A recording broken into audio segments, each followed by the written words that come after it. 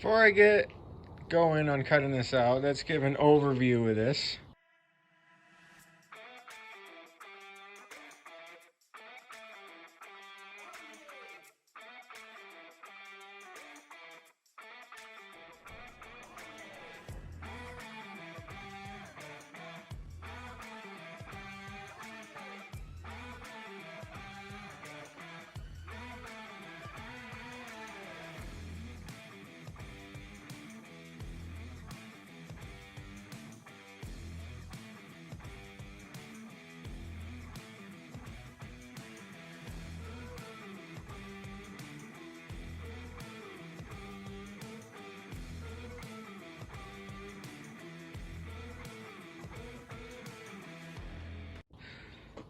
As I said a couple times, it's from my monster truck.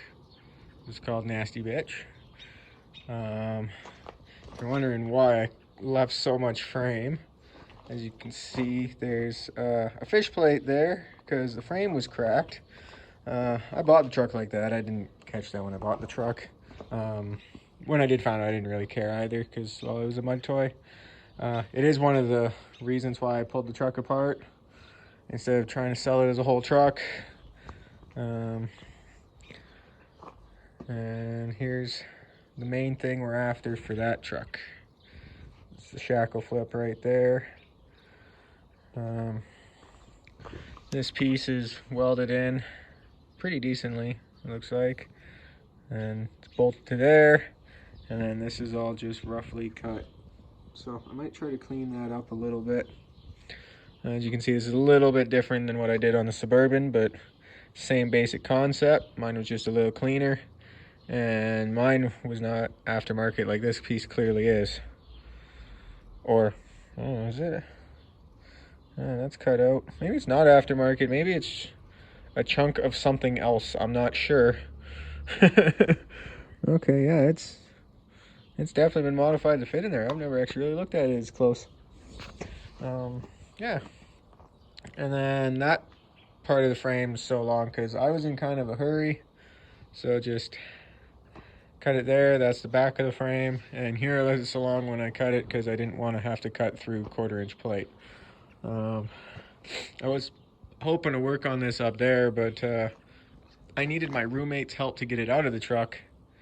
And now I don't want to have to ask him to go help me again to lift it up to there, even though he's offered a couple times.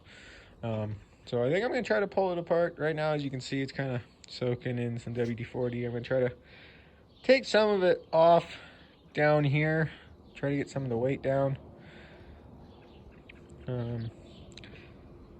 Really, I might just need that part. So really, I could only just have to take that part apart if any of this is causing me problems. But it does take up a lot of space, so I'd like to at least maybe get this frame section gone. I don't need this at all, so I don't have to take those rivets apart. I just got to try to get that bolt out. Hopefully it comes out. It probably won't, and I'll probably have to fight with it and cut it and pound it and blah blah blah. And this one here, I will have to do the rivets and possibly the bolts, try to get some of that out. And then I'll have to do the same in my truck. And I apologize, I forgot to acknowledge the random shock that goes this way. If you noticed in one of my Suburban videos, I mentioned a U-bolt bracket from my monster truck. It's kind of an anti-wrap bar thing. I don't know, it was a kit that was sold. I don't actually know how much it works because it's a shock, but it's meant to not bind as the leaf goes up, so it can compress, but at the same time when it wants to wrap, then it would compress. So I don't think it really does anything. Maybe it does, I don't know. I don't plan on putting it back on any of my trucks. Probably still use the shock for something, but as for the bracketry and everything, I probably won't use it. It's amazing the things some people will do to vehicles. I mean, as you saw with the front, I had those very scary lift blocks on the thing. And the rear, I thought, oh cool, it was just a shackle flip, but then you start getting into it and welded a washer to the end of a bolt that wasn't even tight, and then like there's all this room of play. Yeah, I was driving on that. At least I never really took this thing on the road, but yeah, now I got to try to cut that bolt off instead of just removing it. The rest came apart quite nicely. There's that chunk down there. There's that. All the leaf spring bolts came out, but this here, and then it's upside down, but that says stand-ins. That's which I went there for some shackles, and they said they don't sell any, so either they stopped selling them or the guy didn't want to deal with me.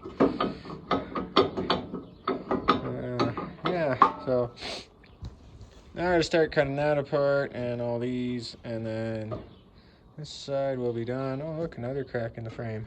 Oh, little cross member, but this frame was good. Maybe I do want to use those.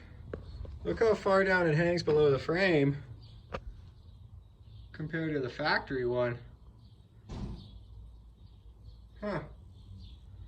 Maybe I do want to use those. So this side, proving to be a little more difficult. That bolt, the nut is stripped off on the inside, and the outside broke off. So that's real great. This side the bolt came out not too bad. Leaf spring is kind of dickered there, and this is looking a little bit better than the other side, but not by much. I did measure some things, and here's what I came up with. Okay, so that is the front bracket, and that is the rear bracket with the shackle flip. Here are my measurements. Alright, there's the front, here's the rear, here is crew cab, here is those guys. Now, for the crew cab, the front is actually 2 inches above the bottom of the frame, as you can maybe see right there. This one is 4.5 below, giving a 6-inch lift for the front, which doesn't mean 6-inch lift overall, just means a 6-inch lift for the front, because if you lift the front without lifting the rear, it only gives half. If you lift the rear without the front, it only gives half. Now the rear didn't really help much. Didn't show you jack squat there. It's 2 inches below the frame. And my donor truck, it's 4 inches below the frame, which is 2-inch difference, plus the shackle flip, which is a perfect visual of how a shackle flip works. If you didn't watch my Suburban video, which gives 8 inches in its own, because the shackles are 4 inches long. So instead of 4 inches up, it's 4 inches down. So 2 inches plus 8 inches, 10 inches. Now, the front is 6, the rear is 10. That gives you the average of 8 inches for in the middle. So, which might just work for this truck. I'm not sure. If I remember correctly, I said the front is about 8 inches taller than the rear. But that's with weight in the back, and that's with no weight in the front. Now, most of the weight that's in the back will stay in the back because it's all the tow truck stuff. So that can kind of stay there, but I got to see how much the front end sags first. And I also wanted to add a few overload springs, so that might not work.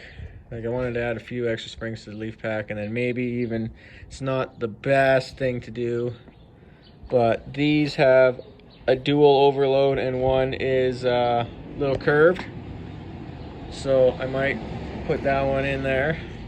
So that adds about 3/4 of an inch itself, and if I add another spring or two in there, that's an inch. Now I did say I wouldn't mind if it's that level or a little bit higher in the rear, especially for sag, so that might work a little bit. Might end up being 9 in the rear, 8 in the front, or 7 in the front. I could also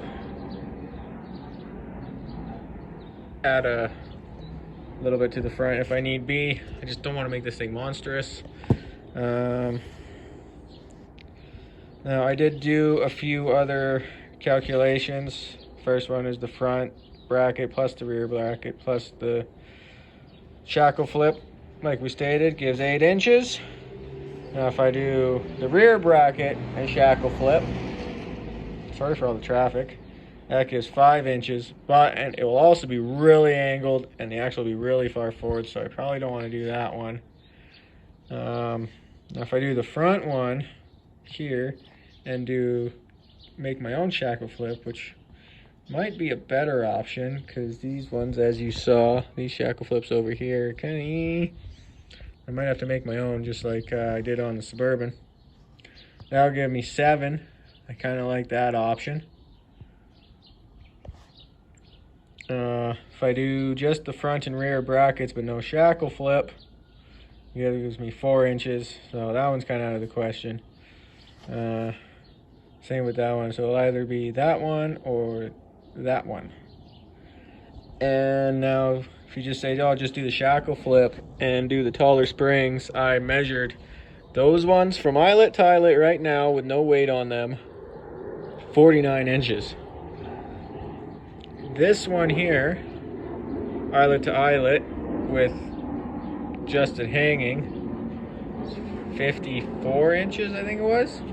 Got everything disconnected, which means now that everything's covered in WD-40 and brake fluid, this is the perfect time to make some sparks. Set this thing on fire. There's some filming magic. Boom! Diff is out. And sadly, no fire. And it didn't even occur to me until after I cut them out that these have the brackets on the bottom and they're a square U-bolt, like the ones we replaced on the Suburban. I just assumed they'd be the other way, with the flat plate at the top. I don't know if it's because this is 2-wheel drive or because all my 4-wheel drives have always been lifted, but any of my 4-wheel drives that I've taken the diffs out of or swapped diffs or put blocks in or taken blocks out or whatever, anything to do with the U-bolts, they've been the cup U-bolt with the plate on the top. And of course I looked and I don't have any more here. I used them for the Suburban. I probably have some at the farm, so I might have to keep an eye out when I go out there to grab the motor for this thing. I didn't see any out there, but also, again, I wasn't looking because I thought I had a couple sets here. I should have 3 sets. Should have from my Blazer. I should have from the, I was going to say the 80, but nope. Nope, I never pulled that one apart. I sold that truck. I should have, from the Blazer. I should have from Nasty Bitch. And I should have from the red parts truck. I have all the U-bolts from them. Where are the top brackets?